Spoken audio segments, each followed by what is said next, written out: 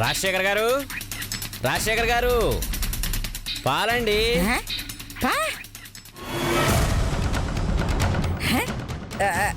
మీరు రాజశేఖర్ గారు, పాలండి. అయ్యో మీరు లేవద్దు. అయ్యో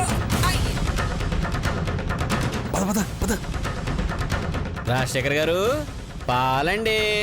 రాజశేఖర్ గారు, నమస్కారం రాజశేఖర్ గారు. నమస్తే. నా పేరు నీకెలా తెలుసు? హాయ్ బాబాయ్, అనసూయ గారు ఎప్పుడు మీ గురించి చెప్తారండి. ఏమని? రాజశేఖర్ గారు అని ఒక ఆయన ఉన్నారు. ఆయన ఆస్తి మొత్తాన్ని నేనే అదే ఆయన ఆస్తి మొత్తాన్ని నేనే కాపాడుతున్నానని, ఆయనకి నా మీద అంత నమ్మకం అని. అలాగా? అసలు ఎవరా నువ్వు? అదేంటి, అతనెవరో తెలియకుండా నా గురించి అతనికి ఎలా చెప్పావు?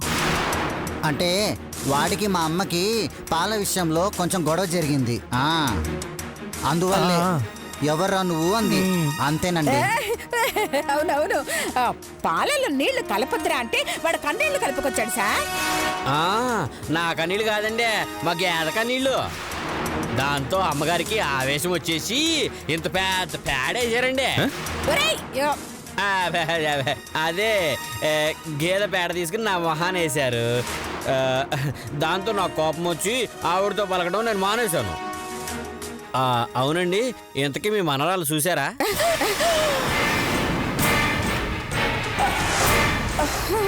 అయ్యో, పక్కనే నిలబడి ఉంటే చూసారా అని అడుగుతావేంటి? ఏటేటి, మీ మనవరాలు మీ పక్కనే ఉండదే? ఏదండి బాబు, ఏడుండదే? అయ్యో ఏడండి బాబు. అయ్యో, అసలు వీడెవడు, ఎందుకు వచ్చాడు, నిజాలు ఎందుకు చెప్పాలనుకుంటున్నాడు? పాలు పోయకుండా పెత్తనాలేమిట్రా? ఆ పాలు పోసుకో. అగో,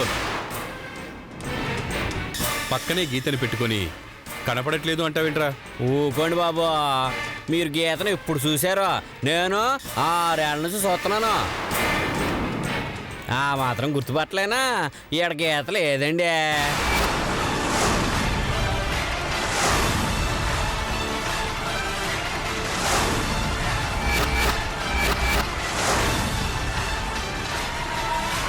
గీత లేదా? మరి ఈ అమ్మాయి ఎవరు?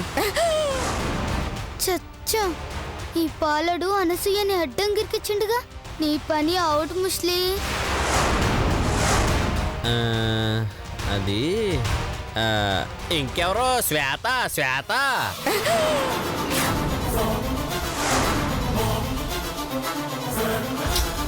రేయ్, శ్వేత గీత ఒకరే కదా? అదంతా నాకు తెలదండి. ఈ పిల్ల మాత్రం గీత కాదు. అమ్మా, అలాంటి వాళ్ళది నిజమైన ప్రేమ కాదు, అది వ్యామోహం. ఎగ్జాక్ట్లీ చిన్నత్త, నిజంగా ప్రేమించుకున్న వాళ్ళు అలా చేయరు. ఎంత మనసు విరిగిపోతే కన్న కూతుర్ని పట్టుకొని మా దృష్టిలో చచ్చిపోయా ఉంటుందా తల్లి?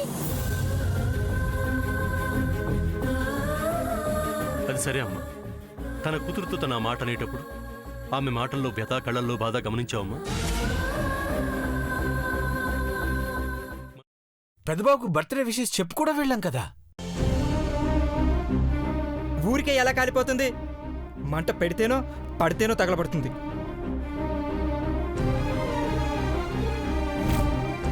కరెక్ట్ చిన్నబాబు, నీకొచ్చినట్టే నాకు డౌట్ వచ్చింది.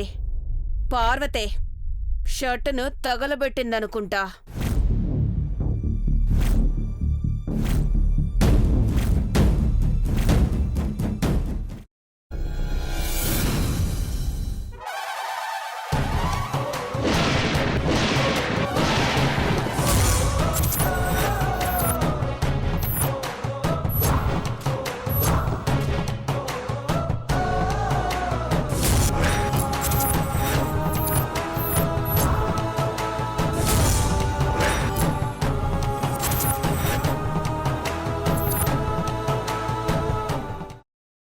తర్వాత పొట్టు తీసేసి చాప్ చేసి పక్కన పెట్టుకోవాలి. ఒక ప్యాన్లో కొద్దిగా నూనె వేడి చేసి అందులో ఆవాలు, మినప్పప్పు, శనగపప్పు, కరివేపాకు, సన్నగా తరిగి పెట్టుకున్న ఉల్లిపాయలు వేసుకుని 1 నిమిషం పాటు వేయించుకోవాలి. ఆ తర్వాత కాల్చి కట్ చేసి పెట్టుకున్న వంకాయని కూడా అందులో వేసుకుని బాగా మిక్స్ చేసి బౌల్లోకి ట్రాన్స్ఫర్ చేసుకుని అందులో తగినంత చిక్కటి పెరుగు లేదా పల్చటి పెరుగు వేసుకుని మిక్స్ చేసి అన్నంతో కానివ్వండి, చపాతీతో కానివ్వండి సర్వ్ చేసినా చాలా బాగుంటుంది.